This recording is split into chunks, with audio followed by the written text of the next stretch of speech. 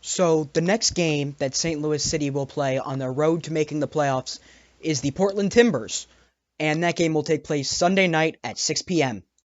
Now, Portland is actually a very good team as they are 11th in the MLS in points with a game to spare, that being the one against City, but I'm honestly favoring City's chances because of the way that City has been able to neutralize, or at least how they did last week, neutralize the true goal scoring opportunities for a very good San Jose offense. Now, the big thing that could be a factor is injuries. Once again, it feels like deja vu saying this over and over again about this team because Chris Durkin, as well as Cedric Toyshirt, will not play. And so they won't even be a sub. They will not be participating in the game. Now, the only one that is somewhat questionable is Edward Leuven, but his is more of a lower leg injury, which those you don't want to rush, especially someone who is that good.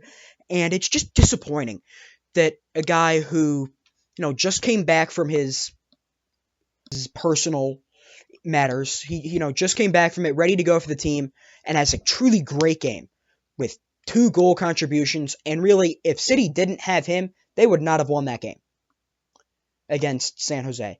But for him to get hurt, and not only it was great for him to play 90 minutes with the lingering issues that he had talked about in the postgame, but it's just like, come on. You can't catch a break. I mean, the team struggled with injuries since the start of the year, with Olaf Melberg having to experiment with different things. But it's just like, again? Another injury? And it's to maybe the most important player on the roster? So that's just got to feel like a punch in the gut.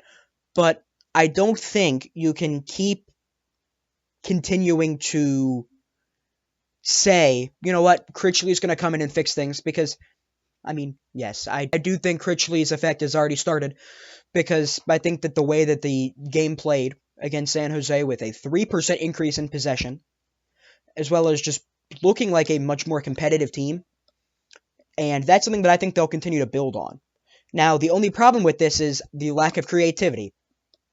So that isn't going to be there. We're not going to see as many down the field passes to Joao Klaus. I mean, that's just not going to be the factor. We're not going to see as many in the 90th minute of a deep pass to Simon Betcher and to have him set up a penalty. I mean, those things might happen, but they're not going to be as likely as they would be last week. It would have been last week. So I think the keys to this game are continuing to make strides in the right direction in terms of possession. I think a win would be if you can get up to the 52 to 53%, because Portland doesn't really maintain possession of the ball a whole lot, being at 49.5. Now, that is better than St. Louis City's, but City is one of the worst teams in terms of possession until things get in the right direction. In terms of shots, actually, St. Louis City leads with a pretty good margin, being a half a shot. But listen, all it takes is one to change the game.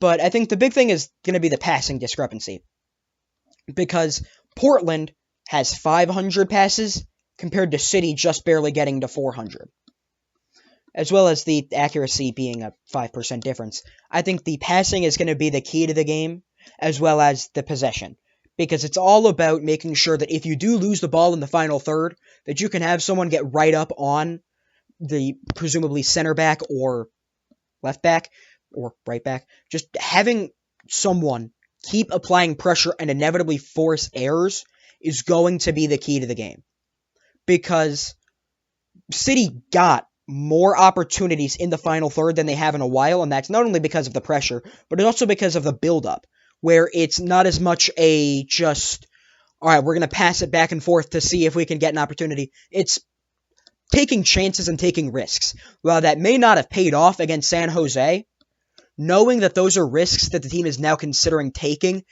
is optimistic. It leaves me feeling optimistic, and it shows growth and progress in the right direction. And I think overall, if St. Louis City can continue to build on what I think was a very good building block of the San Jose game, I think that's going to be just continuing the momentum of getting into the playoffs and making a push and getting out of the bottom tier of the MLS teams, really, and especially in the of the West. Sorry, pardon me. But just the continued momentum is hopefully what's going to be able to continue this growth and ascension from the true depths of despair that this team was facing. So a score prediction that I would give, it's not going to be great. It's going to be a 2-2 draw, and I'm going to have St. Louis City obviously tying with Portland, but I think it's not going to be one of those where City doesn't show any flashes. I think that it's going to be a good game and it's going to be very entertaining, but I think it's going to be continuing to build in the right direction and overall being the next piece of this building block of the adventure that St. Louis City is going on. So that is all from the Scoop with Coop. I'm, of course, Coop. Let me know in the comments if you have any thoughts, critiques, or just want to overall talk St. Louis City. But this is the Scoop with Coop, and of course, until next time.